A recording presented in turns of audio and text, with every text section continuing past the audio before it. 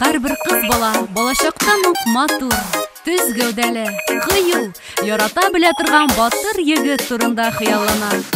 Көннәрдән бер көнне егет көчле кулларына алыр да тормыш юллары буйлап бөек бәхеткә таба юл тотар. Бүген ул кыз бала бигрәк тә гүзәл, бигрәк сөйкемле.